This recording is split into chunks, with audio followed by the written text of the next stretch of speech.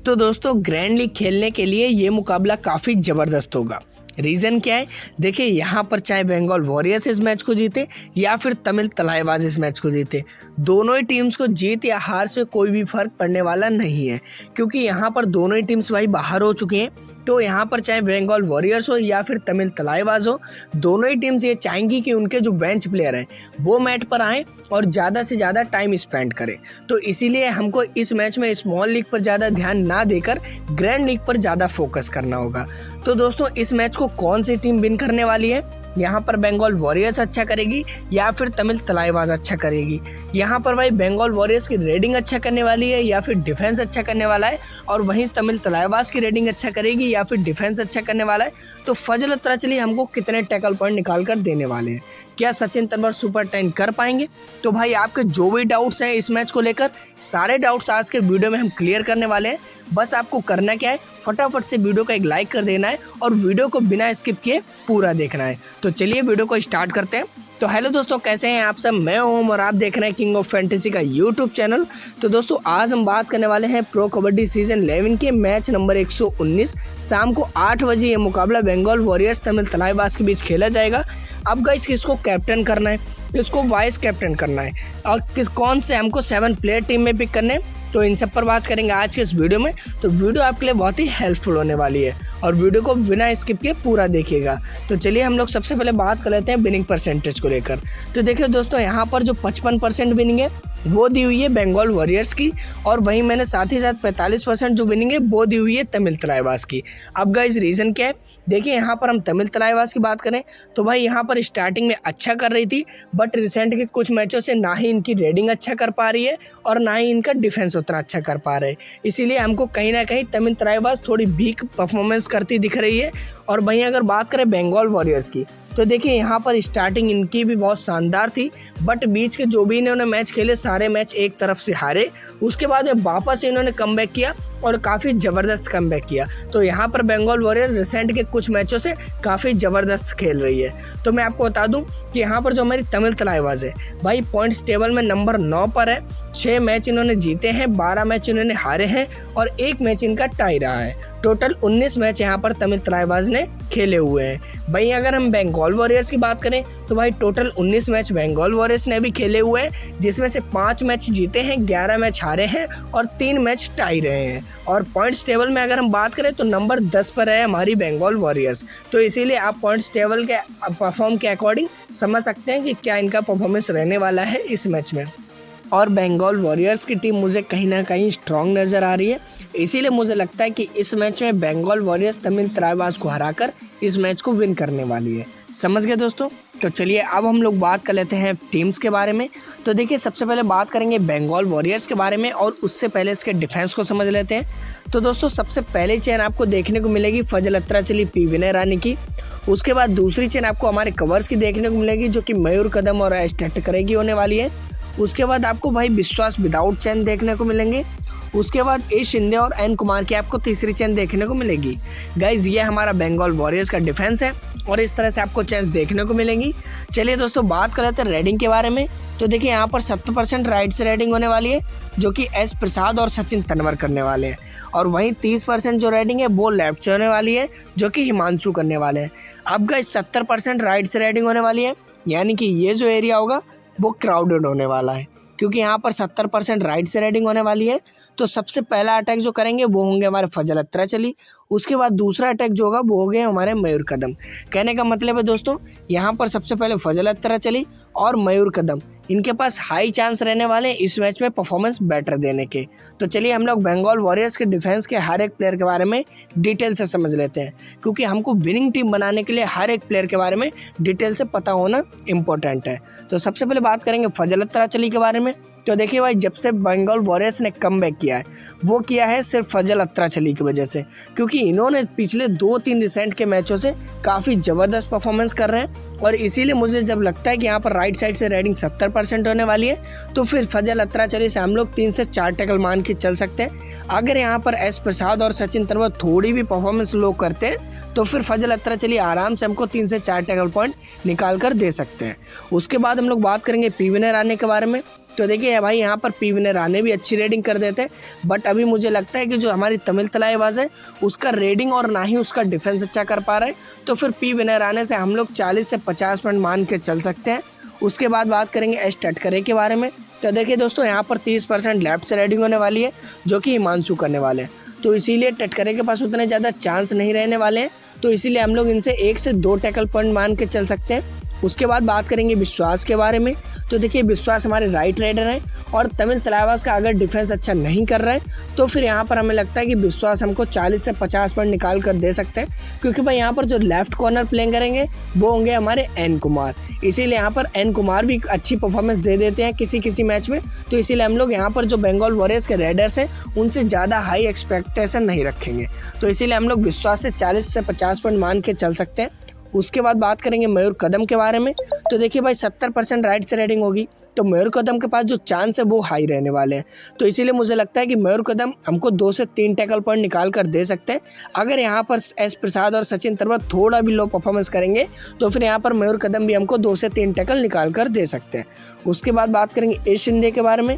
तो देखिए भाई यहाँ पर ए शिंदे राइट राइडर लिखा हुआ है, बट मैं आपको बता दूं यहाँ पर ए शिंदे रेडिंग नहीं करते हैं, ये इन पोजीशन प्ले करते हैं और यहाँ पर टैकल भी ये ज़्यादा नहीं करते हैं। तो अगर यहाँ पर हमारे तमिल तलाईबाज के रेडर्स ज़्यादा बोनस वगैरह करते हैं तो फिर ए शिंदे हमको 1 से 2 टैकल निकाल के दे सकते हैं। बाकी अभी रिसेंट के पिछले मैचों में तो इन्होंने रेडिंग नहीं की है और इस मैच में अगर रेडिंग कर दे तो मैं कह नहीं सकता, बाकी मुझे लगता है कि यहाँ पर रेडिंग नहीं करेंगे तो यहाँ पर टैकल पॉइंट कर सकते हैं, वो भी अगर यहाँ पर हमारे तमिल तलाईबाज के जो रेडर्स हैं वो ज़्यादा बोनस वगैरह करेंगे तो इसीलिए आप इनसे 1 से 2 टैकल पॉइंट एक्सपेक्ट कर लेना अगर आपको लगता है यहाँ पर तमिल तलाईबाज के रेडर्स बोनस वगैरह ज़्यादा करने वाले हैं तो, समझ गए। उसके बाद बात करेंगे हम लोग एन कुमार के बारे में। तो देखिए ये भी काफ़ी ज़बरदस्त परफॉर्म करते हैं और हिमांशु 30% लेफ्ट से रेडिंग करने वाला है, तो फिर हम लोग एन कुमार से 2 से 3 टैकल पॉइंट मान के चल सकते हैं, क्योंकि भाई रिसेंट के कुछ मैचों से काफ़ी ज़बरदस्त परफॉर्मेंस कर रहे हैं, तो इसीलिए 2 से 3 टैकल पॉइंट मान के चल सकते हैं। तो दोस्तों ये था हमारा बंगाल वॉरियर्स का डिफेंस, जिसके हर एक प्लेयर के बारे में मैंने आपको डिटेल से बता दिया है और उम्मीद करता हूँ कि जो मैंने आपको हर एक प्लेयर के बारे में डिटेल से बताया आपको अच्छे से परफेक्ट एकदम समझ में आ गया होगा। तो चलिए दोस्तों अब हम लोग बात कर लेते हैं हमारी दूसरी टीम के बारे में जिसका नाम है तमिल तलाईबाज। तो चलिए सबसे पहले इसके डिफेंस को समझ लेते हैं। तो दोस्तों सबसे पहले बात करेंगे यहाँ पर देखिए सबसे पहली चैन आपको देखने को मिलेगी एन कुमार सचिन तंवर की। उसके बाद भाई आपको दूसरी चैन देखने को मिलेगी जो कि हमारे कवर्स की होने वाली है, एम अभिषेक और आशीष की होने वाली है। उसके बाद एस प्रसाद भाई विदाउट एनी चैन खेलते दिखेंगे। उसके बाद हिमांशु और ए वस्तामी की आपको तीसरी चैन देखने को मिलेगी। गाइज ये हमारा तमिल तलाईबाज का डिफेंस है और इस तरह से आपको चेंज देखने को मिलेंगी। चलिए दोस्तों साथ ही साथ हम लोग बात कर लेते हैं रेडिंग के बारे में। तो देखिए यहाँ पर भाई 100% यानी कि 100% रेडिंग जो है राइट से होने वाली है, जो कि पी विनर आने और विश्वास करने वाले हैं।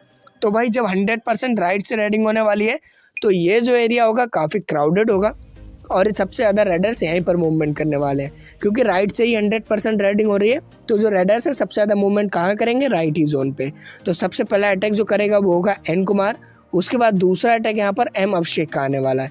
तो कहने का मतलब दोस्तों ये है कि यहाँ पर एन कुमार और एम अभिषेक के पास मोस्ट हाई चांस रहने वाले हैं इस मैच में बेटर परफॉर्मेंस देने के। तो चलिए हम लोग तमिल तलाईबाज के भी हर एक प्लेयर के बारे में डिटेल से समझ लेते हैं, क्योंकि मैंने आपको पहले ही बता दिया कि हर एक प्लेयर के बारे में डिटेल से पता होना बहुत इंपॉर्टेंट होता है और हमको विनिंग टीम बनाने में बहुत ही हेल्प होती है। तो देखिए सबसे पहले बात करेंगे एन कुमार के बारे में। तो भाई 100% जो रेडिंग है राइट से है और लेफ्ट कॉर्नर पे हमारे एन कुमार प्ले कर रहे हैं। तो अगर यहाँ पर पी विनर आने और विश्वास थोड़ा भी परफॉर्मेंस लो करते हैं तो फिर एन कुमार भी हमको 2 से 3 टैकल पॉइंट निकाल के दे सकता है। और दोस्तों पूरी टीम की तरफ से मुझे लगता है कि यहाँ पर जो एन कुमार ही एक अकेला बंदा है जो यहाँ पर हमको 2 से 3 टैकल पॉइंट दे सकता है, क्योंकि यहाँ पर भाई N Kumar left corner play कर रहा है, 100% राइट से रेडिंग होने वाली है और एन कुमार काफ़ी ज़बरदस्त परफॉर्मेंस भी कर रहे हैं रिसेंट के कुछ मैचों में। तो इसीलिए हम लोग इनसे 2 से 3 टैकल पॉइंट मान के चल सकते हैं। वहीं हम बात करेंगे यहाँ पर सचिन तंवर के बारे में। तो देखिए भाई अगर यहाँ पर बंगाल वॉरियर्स का डिफेंस थोड़ी भी मिस्टेक करता है तो फिर यहाँ पर सचिन तंवर हमको अच्छे खासे पॉइंट निकाल कर दे सकते हैं, बट मुझे ऐसा लगता नहीं है। तो इसीलिए हम लोग सचिन तंवर से ज़्यादा एक्सपेक्ट नहीं करेंगे, हालांकि हम लोग 60 से 70 पॉइंट मान के चल सकते हैं। उसके बाद हम लोग बात करेंगे आशीष के बारे में। तो देखिए दोस्तों यहाँ पर 0% लेफ्ट से रेडिंग होने वाली है, तो आशीष के पास चांस बिल्कुल नहीं है। तो इसीलिए हम लोग इनसे ज़्यादा एक्सपेक्ट नहीं करेंगे, 1 टैकल या फिर 2 टैकल पॉइंट आप मान के चल सकते हैं। उसके बाद बात करेंगे एस प्रसाद के बारे में। तो देखिए ये हमारे राइट रेडर हैं और भाई सामने जो हमारी बंगाल वॉरियर्स है वहाँ पर फजल अत्राचली काफ़ी भाई एग्रेसिव प्ले कर रहा है, तो इसीलिए मुझे लगता है कि एस प्रसाद उतना अच्छा परफॉर्मेंस नहीं कर पाएंगे। बट अगर आप समझते हैं यहाँ पर एस प्रसाद कुछ अच्छा कर सकते हैं तो फिर आप मुझे लगता है कि 50 से 60 पॉइंट मान के चल सकते हैं। इससे ज़्यादा एक्सपेक्ट करना हो सकता है रिस्की हो जाए, तो इसीलिए मैं अभी के लिए एस प्रसाद से 50 से 60 पॉइंट मान के चल सकता हूँ। उसके बाद बात करेंगे एम अभिषेक के बारे में।